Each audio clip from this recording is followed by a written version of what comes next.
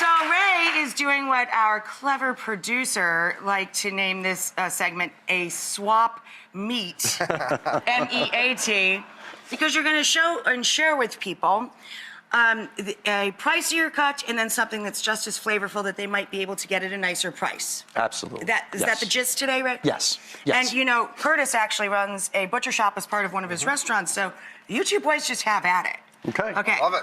Where are we going to start, Ray? We're going to start over here. Here you have your typical, became very popular, the skirt steak. With that popularity, the price also went way up. So similar to the skirt, this is called flat meat. Not the most prettiest of names.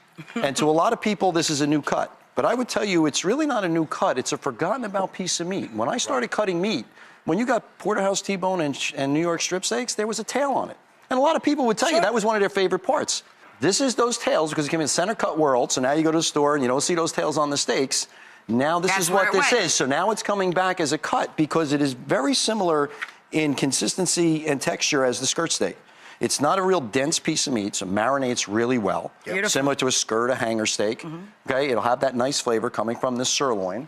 It comes from right here, right? So you have that nice, strong, robust beef flavor to it.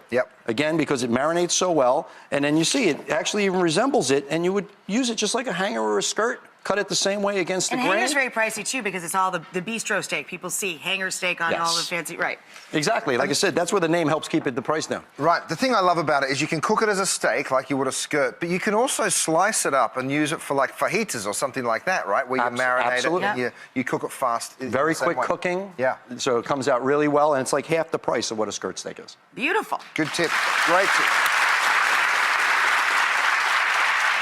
Cold weather, braising short ribs. Phenomenal. So popular this time very of year, rich, of course. very January, good. February, early March, everybody wants to make braised short ribs. And again, short ribs have gotten very expensive as the years have gone by.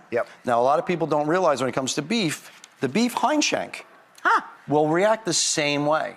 You braise that, and again, people don't put the connection together, but they've been going to restaurants and eating that fancy ossobuco meal, which is just delicious. the veal hind shank that everybody refers to, and now they're doing it with pork and calling the pork hind shank pork ossobuco. But the beef would be the same way. You braise it, the meat breaks down to be really tender. Super flavorful. Very flavorful. And then because you have the nice femur bone with the big center of marrow, you get that richness from the marrow. And the gelatin and the sauce. So again, for a couple dollars less a pound, you can utilize this instead of the short ribs and still come out with a great tasting meal. That's great advice. That's great advice. Great advice. Not only is that less expensive, but I believe that's actually more flavorful because you get the marrow bone. Oh, absolutely. Yeah, for sure. Also great for soups. Fabulous. Okay, and here's the big one, filet mignon. Everybody loves the filet mignon. Okay? But, but you don't like the price. The price is more like,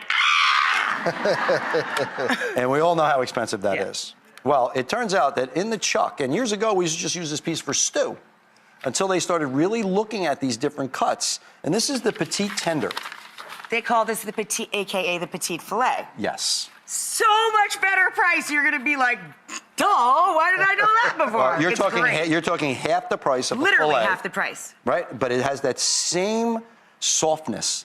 It's not a very used muscle, so it's very soft. You see it's lighter in color for coming from the chuck. You trim the silver skin. It's beautiful. And then, like I said, when you cut it, it's about the size of a pork fillet.